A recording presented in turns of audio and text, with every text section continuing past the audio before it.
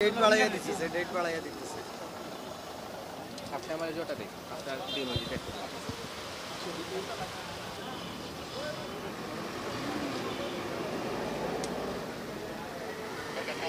সিলেটের বিমানবন্দর যে সড়কটি রয়েছে খুবই গুরুত্বপূর্ণ একটি সড়ক সিলেটের জন্য, কারণ এই সড়ক দিয়েই মূলত বিমানবন্দরের প্রবেশ এবং বহির্গমনের যে রাস্তা সিলেট শহরের সাথে, সেই সড়কেই আমরা গত আধা ঘন্টা ধরে যৌথ বাহিনীর চেকপোস্ট আমরা লক্ষ্য করছি এবং এই চেকপোস্টে পুলিশ এবং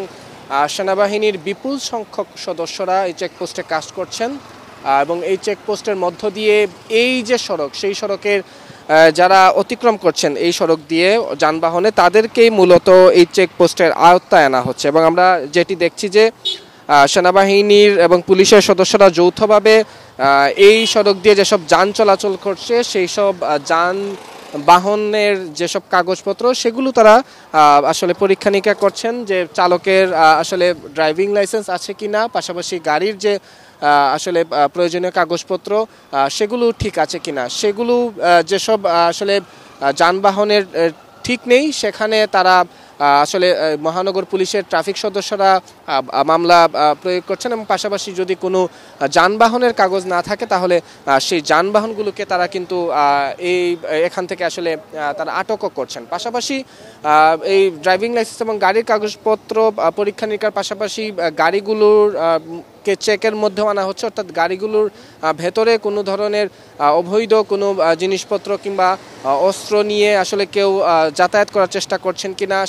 সেগুলো আসলে এখানে আমরা দেখছি যে ট্রাফিকের সদস্যরা, পুলিশের সদস্যরা বা সেনাবাহিনীর সদস্যরা তারা কিন্তু সেটি কাজ করছেন। তার পাশাপাশি আমরা যেটি দেখেছি যে সেনাবাহিনীর সদস্যরা এখানে যারা যাতায়াত করছেন তাদেরকে সাথে নিয়ে আসলে তাদের উদ্দেশ্য সম্পর্কেও জানার চেষ্টা করছেন। বিশেষ করে মোটরসাইকেলে আপনারা দেখবেন যে মোটরসাইকেলে পিছনে যে যাত্রী বসে হেলমেট থাকে না, সে সকল গাড়ির বিতরণ ব্যবস্থা গ্রহণ করছি। আর তাছাড়া যে সকল গাড়ির একেবারে ডকুমেন্ট দেখাতে পারছে না, একেবারে ডকুমেন্ট দেখাতে ব্যর্থ, সেই সকল গাড়ি আমরা আটক করছি। নিশ্চয়ই জেনে থাকবেন যে গত কয়েকদিনে বা দেশের যে পরিস্থিতি, সেই পরিস্থিতি নিয়ে উদ্বেগ উৎকণ্ঠা মানুষের মধ্যে রয়েছে। ফলে যে নাগরিকরা আসলে সেই সড়ক দিয়ে যাতায়াত করছেন তারা বলছেন কিছুটা ভোগান্তি তাদের হচ্ছে, কারণ এই চেকপোস্টের কারণে তাদেরকে দীর্ঘ যানজটের কবলে পড়তে হচ্ছে, সেটি তারা মেনে নিয়েছেন। তবে তারা বলছেন যেহেতু জানমালের নিরাপত্তা সবার আগে, ফলে এই যে চেকপোস্ট, সেই চেকপোস্টকে তারা সাধুবাদ জানিয়েছেন। তবে তারা বলেছেন যে যদি আগে ঘোষণা দেওয়া হতো তাহলে হয়তো তাদের জন্য কিছুটা ভালো হতো। দেশের যে প্রেক্ষাপট, যেমন ধরুন আমার কাগজটা হারাই গেছে 1 মাস আগে, আমি কাগজটা হারাই গেছে পর জিডি করছি, জিডি কপি দেখানোর পরে সে আমাকে মামলা দিতেছে, এগুলো তো আমার কাছে খারাপ লাগে। আরেকটা বিষয় বলে রাখি, সেটি হচ্ছে যে আইন শৃঙ্খলা স্বাভাবিক রাখতে এবং দেশের সার্বিক পরিস্থিতি আরও উন্নত রাখতে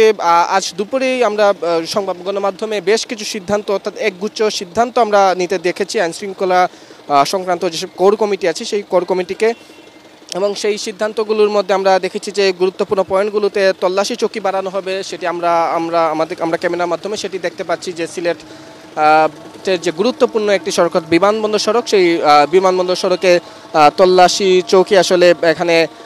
রাখা হয়েছে এবং এই তল্লাশি চৌকিতে সেনাবাহিনী, পুলিশের বিভিন্ন ইউনিট কাজ করছে। যারা ট্রাফিক বিভাগের কর্মকর্তা তারা মূলত গাড়ির যে লাইসেন্স কাগজপত্র সেগুলো তারা তল্লাশি করছেন এবং সেনাবাহিনী যারা সদস্যরা আছেন তারা মূলত গাড়ির ভেতরে কোনো আসলে অবৈধ অস্ত্র কিংবা অবৈধ কোনো জিনিস আছে কিনা সেটি তারা তল্লাশি করছেন। সেজন্য গাড়ির প্রতিটি অংশই তারা মূলত যাত্রীকে নামিয়ে তারা তল্লাশি করছেন, অর্থাৎ মূলত এই নগরীকে যাতে নিরাপত্তার বেষ্টনীতে আবদ্ধ করা যায়, যাতে কোনো ধরনের বিশৃঙ্খলাকারী এই কাজের সাথে জড়িত না হতে পারে, এই ধরনের কাজ না করতে পারে, সেজন্যই মূলত তাদের যে অভিযান, সেই অভিযানটুকু আমরা আসলে দেখছি। আমরা দেখছি সেনাবাহিনীর সদস্যরা একটি প্রাইভেট কার, যেই প্রাইভেট কারের যিনি চালক রয়েছেন তার কাছ থেকে মূলত তার এই যে গাড়ির, সেই গাড়ির ট্রাফিক বিভাগের পক্ষ থেকে যে সকল গাড়ির ডকুমেন্টের ফল্ট রয়েছে, ডেট এক্সপায়ার রয়েছে, সেই সকল গাড়ির বিরুদ্ধে আমরা ব্যবস্থা গ্রহণ করছি। সারা দেশে যে নৈরাজ্য চলছে, ডাকাতি বা ছিনতাইয়ের মতো ঘটনা ঘটছে, সেটি যাতে সিলেটে না হয় সেজন্যই মূলত তাদের এই চেকপোস্ট অভিযান এবং সেই অভিযান অব্যাহত থাকবে।